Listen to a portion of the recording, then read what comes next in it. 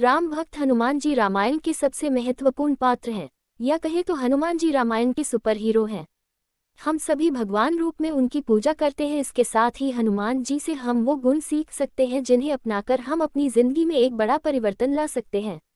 बिना हनुमान जी के आप रामायण की कल्पना नहीं कर सकते, यानी हनुमान जी के बिना रामायण अधूरी है। हनुमान जी परम भक्त, परम मित्र और एक वफादार साथी है। इतने बलवान होते हुए भी, इतने शक्तिमान होते हुए भी, इतने बुद्धिमान होते हुए भी अहंकार से बहुत दूर हैं। भगवान के बाकी सभी अवतारों के विपरीत जिन्हें अपने उद्देश्यों को पूरा करने के बाद इस पृथ्वी को त्यागना पड़ा, वही भगवान हनुमान जी को भगवान शिव जी द्वारा एक विशेष वरदान प्राप्त था।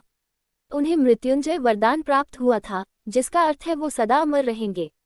तुलसीदास द्वारा लिखी गई हनुमान चालीसा में हनुमान जी की उदारता, महानता, उनकी निष्ठा, प्रेम और मित्रता का सम्मान करने के साथ साथ उनकी बुद्धि, शक्ति, भक्ति आदि सभी के विषय में लिखा है।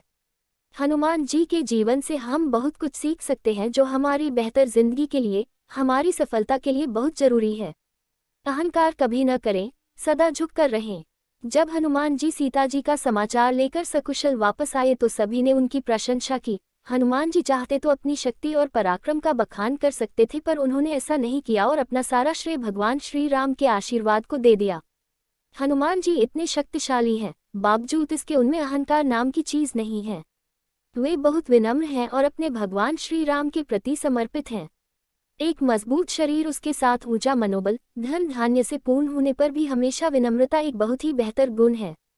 हनुमान जी के इस गुण से हम सीख सकते हैं कि आप जिंदगी में कितने भी सफल बन जाएं, आपका स्तर कितना भी ऊंचा हो जाए, आप कितने भी धन ध्यान से पूर्ण हो जाएं, कभी अहंकार की भावना आपके हृदय में नहीं आनी चाहिए। आपका अहंकार नहीं बल्कि आपकी विनम्रता और करुणा ही लोगों के हृदय में रहती है।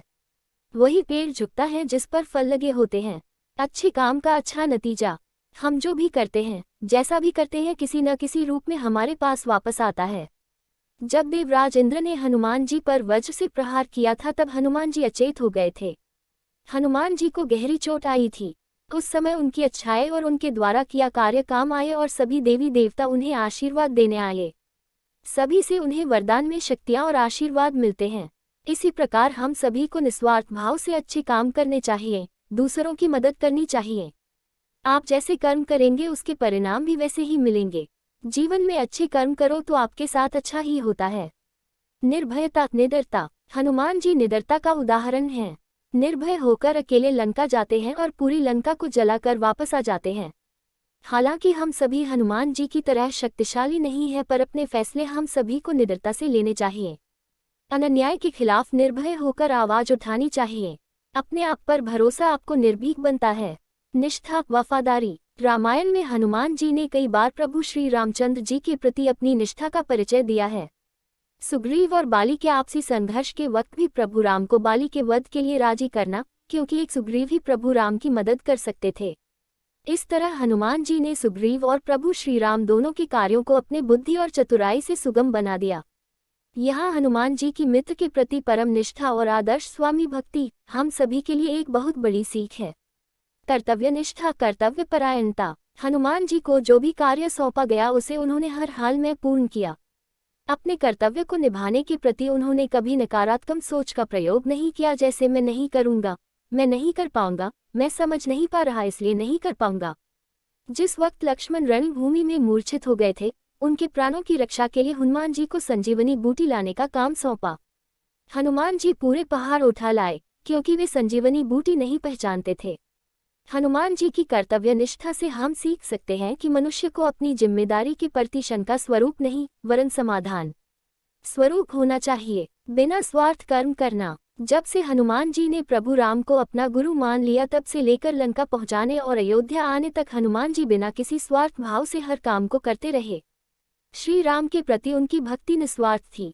हम जब भी कोई काम शुरू करते हैं उसके लाभ, उसके परिणाम की चिंता पहले करने लग जाते हैं।